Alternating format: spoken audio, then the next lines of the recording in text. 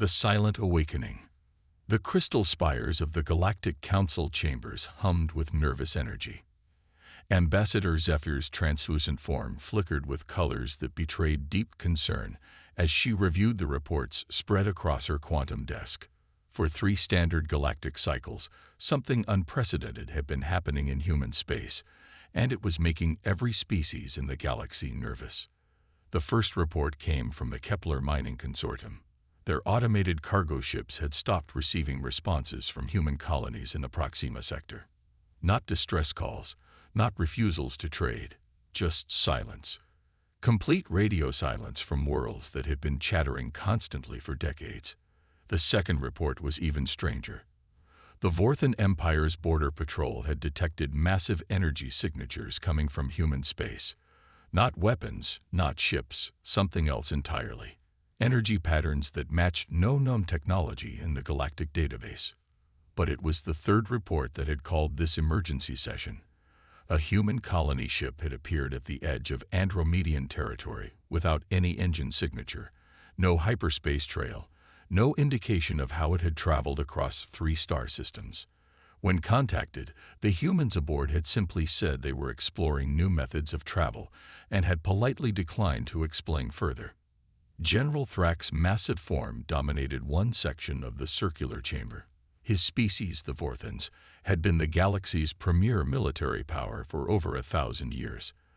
Their gray, rock-like skin and glowing red eyes had intimidated countless civilizations into submission. But today, even Thrak seemed unsettled. The humans have been hiding something, Thrak growled, his voice like grinding stone. My intelligence networks report that human colonies have been conducting strange experiments. Energy readings that make no sense, and their people acting differently. Ambassador Zephyr's form shifted to a calmer blue hue. As a member of the Crystalline Collective, her species had always served as mediators in galactic conflicts. Their ability to process multiple emotional frequencies simultaneously made them perfect diplomats. We should not assume malicious intent, she said carefully. The humans have been peaceful members of the galactic community for 50 years. Peaceful, yes, interrupted Counselor Vess of the Aquatic Dominion. Her gill slits fluttered with agitation as she spoke through her translation unit, but unpredictable. They advance faster than any species we have encountered. What took us centuries, they accomplish in decades. The debate continued for hours, but eventually, a decision was reached. A diplomatic mission would be sent to investigate the human colonies. Ambassador Zephyr would lead it, accompanied by scientific observers from 3 different species and a small military escort commanded by General Thrak. 3 days later, their fleet emerged from hyperspace at the edge of the Proxima system. What they found defied all expectations. The human colonies were there, exactly where they should be. Cities glowed with life, ships moved between worlds, and communication networks buzzed with activity. But something fundamental had changed. The energy signatures were unlike anything in the galactic database, and when they tried to scan deeper, their instruments simply couldn't process what they were detecting. Commander Sarah Chen of New Geneva Colony, we are requesting permission to approach. Ambassador Zephyr transmitted on standard diplomatic frequencies. The response came immediately, but not through their communication systems. The words simply appeared in their minds, clear and unmistakable. Welcome, friends. We have been expecting you. General Thrak's troops tensed. Telepathic communication was possible among some species, but humans had never demonstrated such abilities. Ambassador Zephyr, however, recognized something deeper in the mental contact. It wasn't telepathy, it was something far more sophisticated. As their ships descended toward New Geneva Colony, they could see that the human settlements had changed dramatically. Buildings seemed to shift and flow like living things. Gardens bloomed in impossible colors, and the very air shimmered with an energy that made their scanning equipment malfunction. Commander Sarah Chen met them at the landing platform. She looked completely human, average height with dark hair and kind eyes. But there was something different about her presence. She seemed more solid than the reality around her, as if she existed on multiple levels simultaneously. "Ambassador Zephyr, General Thrak," she said with a warm smile. "Thank you for coming. I know you have questions about what has been happening here." "Commander Chen," Ambassador Zephyr replied, her form cycling through diplomatic color patterns. "Our scans indicate significant changes in your technology and energy usage. The Council is concerned about potential implications for galactic stability." Sarah nodded understandingly. "Of course. Would you like to see what we have discovered? It might be easier to show you than to explain." She led them through the colony, and with each step, the visitors became more amazed and concerned. Humans moved through their environment with fluid grace, seeming to anticipate each other's actions perfectly. Children played games that involved manipulating light itself, creating patterns and shapes that shouldn't have been possible. "How are they doing that?" whispered Dr. Keth, the expedition's lead scientist from the Silicon Collective. Sarah overheard and turned to smile at him. "We learned to listen to the quantum field that underlies all reality. What you see as separate objects and forces, we now understand as connected patterns in a vast, living system." General Thrak stepped forward aggressively. "Are you claiming to have developed reality manipulation technology? That's impossible and potentially dangerous to every species in the galaxy." "Not technology, General," Sarah replied calmly. "Evolution. 3 years ago, our scientist Dr. Elena Rodriguez was studying quantum entanglement in biological systems.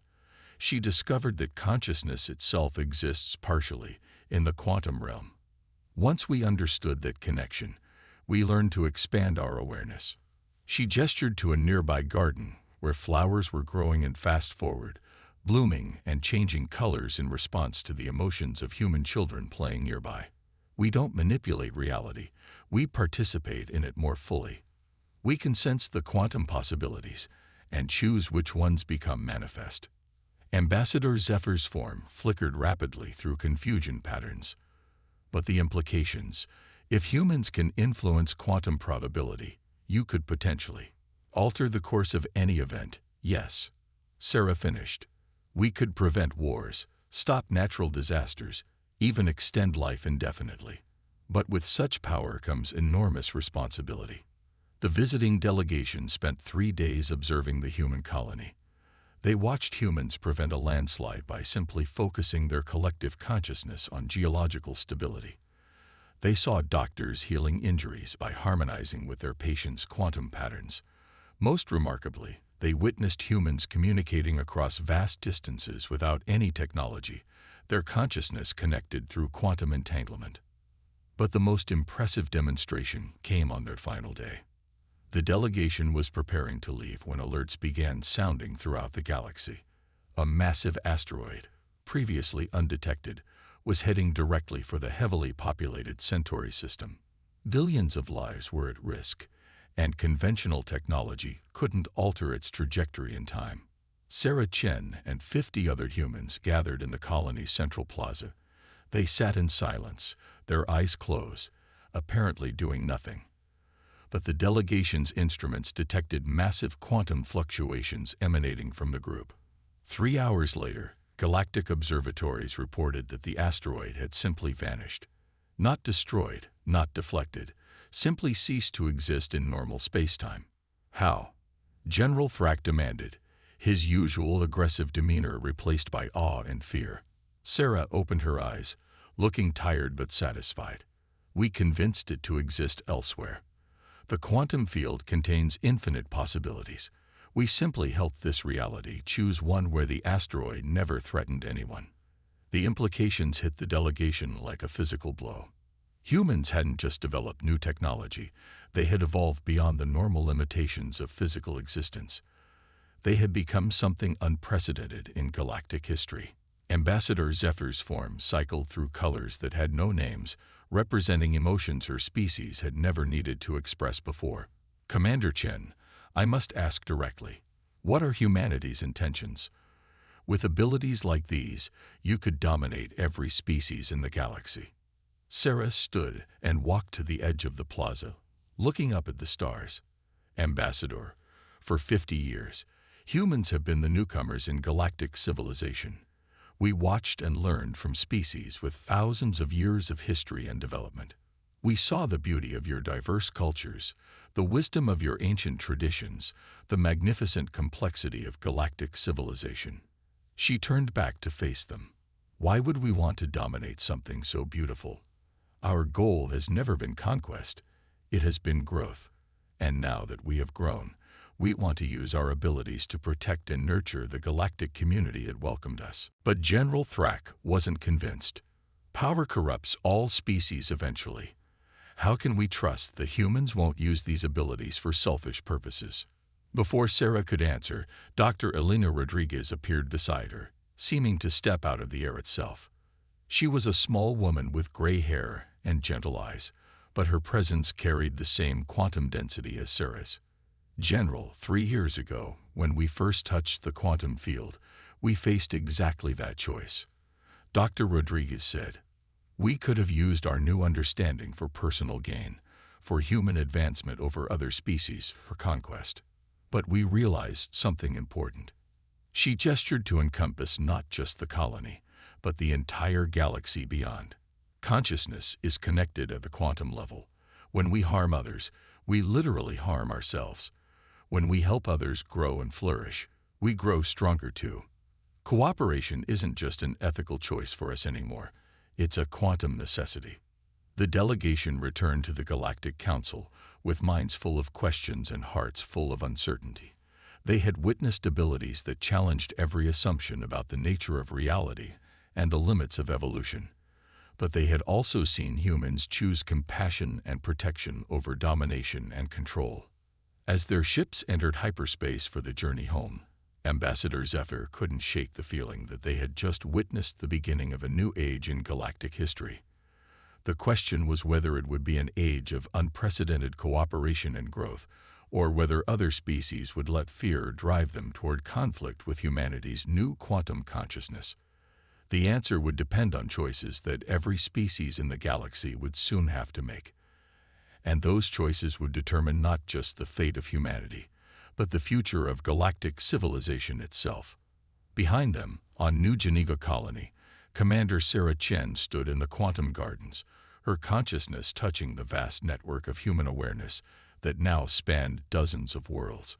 She could sense the fears and hopes of the departing delegation, could feel the ripples of change beginning to spread through galactic civilization. The real test was just beginning. The quantum revolution. The emergency session of the Galactic Council had been called within hours of the delegation's return. The Great Chamber, which normally hosted debates about trade routes and territorial disputes, now buzzed with fear and uncertainty about the fundamental nature of reality itself. Ambassador Zephyr stood at the center of the chamber, her crystalline form shifting through colors that reflected the complex emotions filling the space. Around her, representatives from 47 different species waited to hear what humanity had become. "The humans have not developed new technology," she began, her voice carrying clearly through the chamber's translation systems. "They have evolved. They can now interact directly with the quantum field that underlies all existence." The chamber erupted in shocked voices and agitated communication patterns.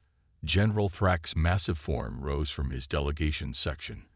"They have become gods," he declared, his voice cutting through the chaos. "No single species should possess such power. It threatens the balance of the entire galaxy."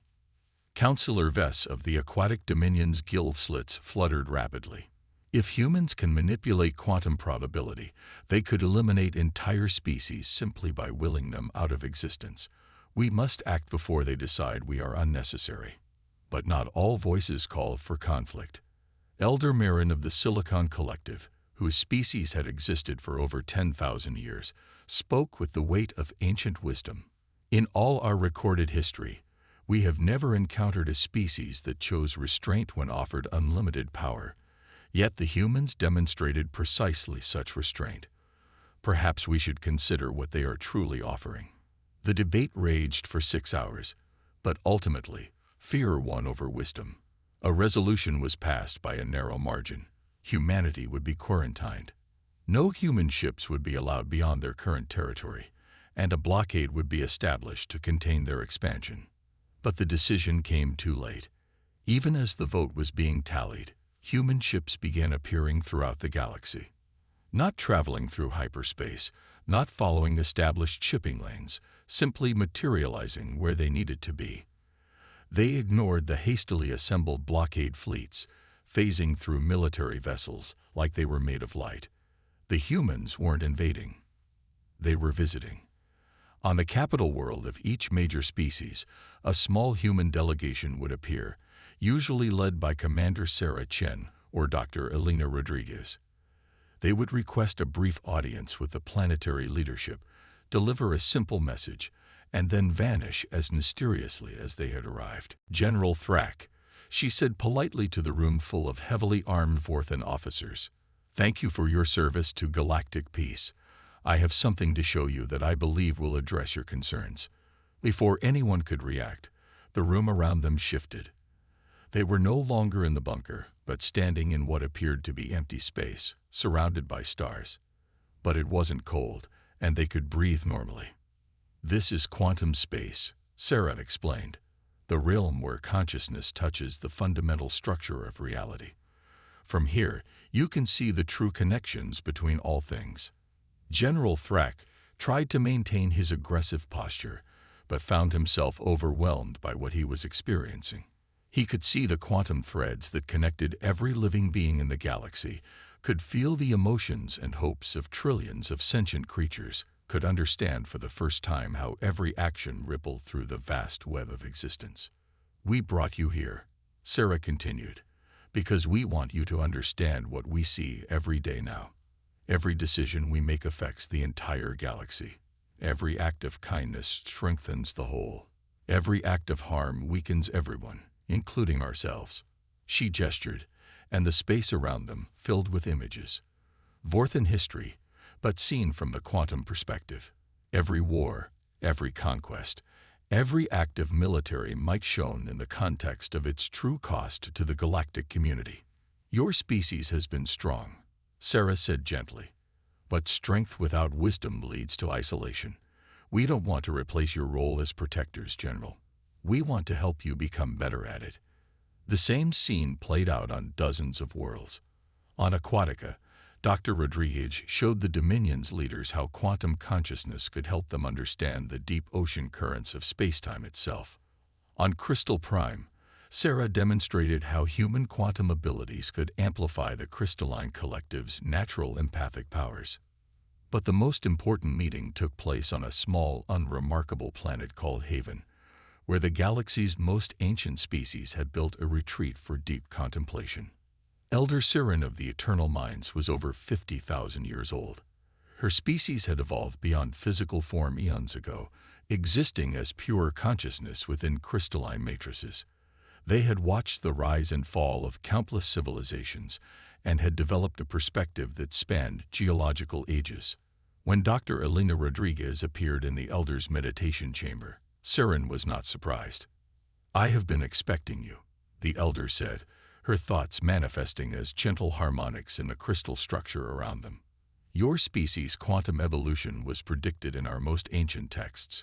We have been waiting for this moment for millennia." Dr. Rodriguez bowed respectfully. "Elder Siren, we need your wisdom. The galaxy fears what humanity has become, but we know that fear could lead to a conflict that would damage the quantum fabric itself. How do we prove that our intentions are truly peaceful?" The Elder's consciousness expanded, touching the quantum field in ways that even the evolved humans found remarkable.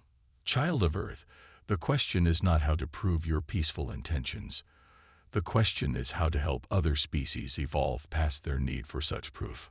She showed Dr. Rodriguez visions that spanned millions of years, species after species reaching moments of crisis, faced with the choice between cooperation and destruction. Most chose destruction, their civilizations collapsing under the weight of their own fears and ambitions. But a few chose differently, Elder Siren continued. They chose to grow, to expand their consciousness, to become something greater than they were. Your species has reached such a moment. But more importantly, you have the power to help other species reach it as well. How? Dr. Rodriguez asked. By showing them what they could become.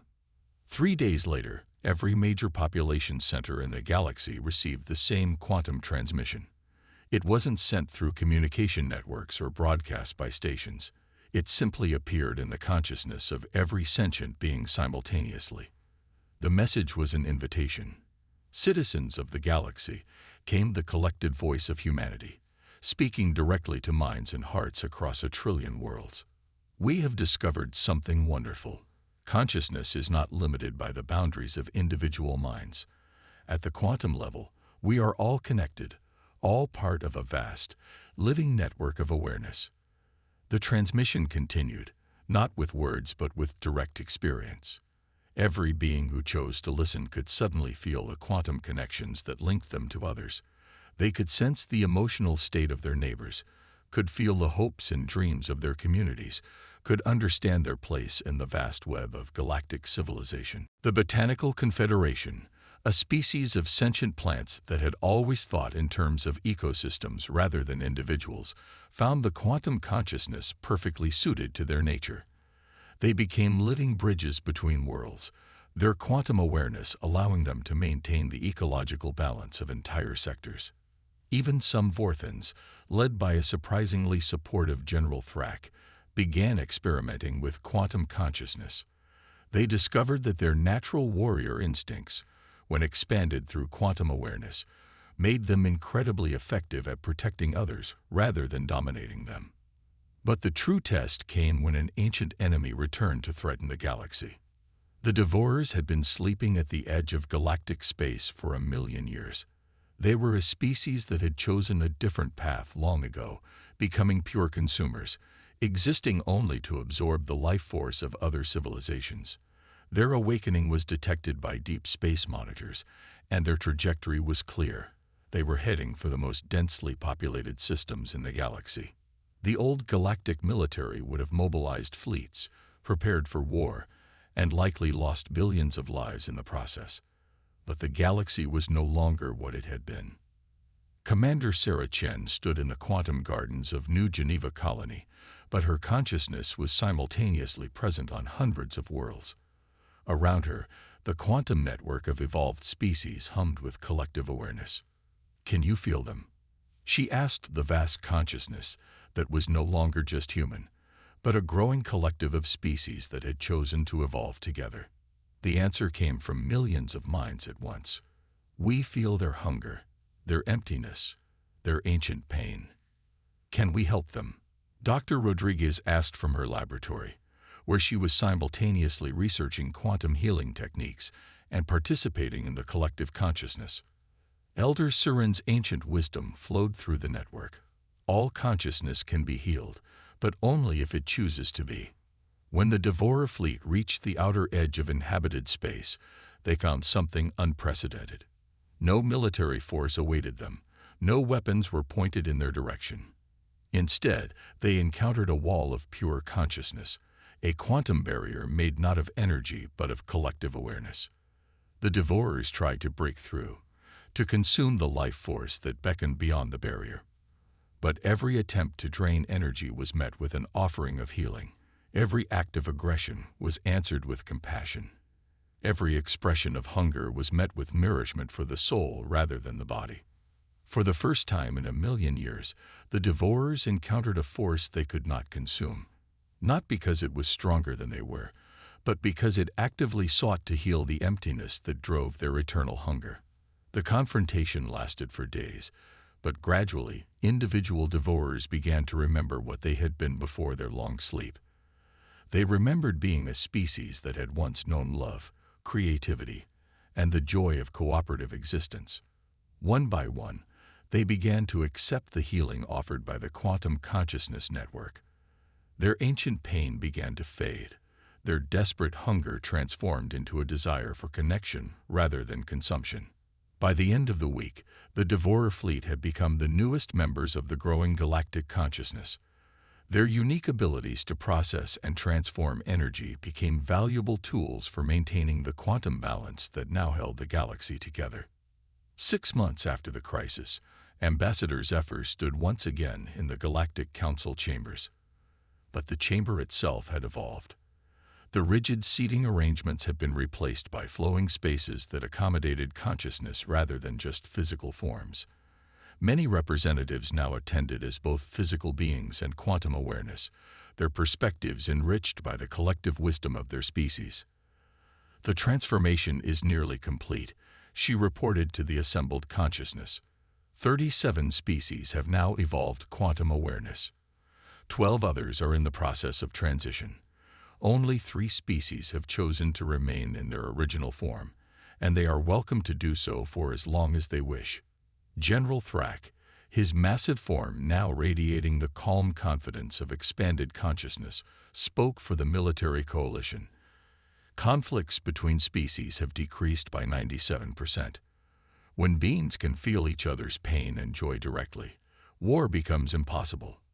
Dr. Elena Rodriguez, participating simultaneously from 17 different research stations, shared the scientific perspective. "We are discovering that consciousness itself is the fundamental force of the universe. Matter and energy are simply expressions of awareness exploring its own potential." But it was Commander Sarah Chen who spoke the words that defined the new age. "Humanity has always dreamed of exploring the stars. We never imagined that the greatest exploration would be inward, into the infinite potential of consciousness itself. But now we know that the two journeys are the same.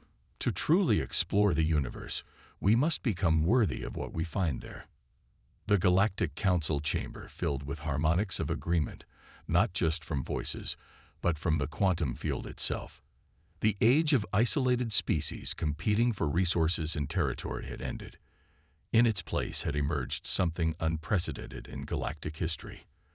A true community of consciousness, diverse in form but united in purpose. The stars still turned in their ancient patterns, but now they turned for a galaxy that had learned to see itself as one vast, interconnected family.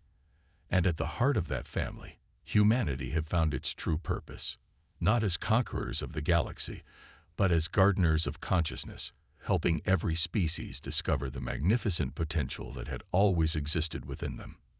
The quantum revolution was complete, but in truth, it was just the beginning.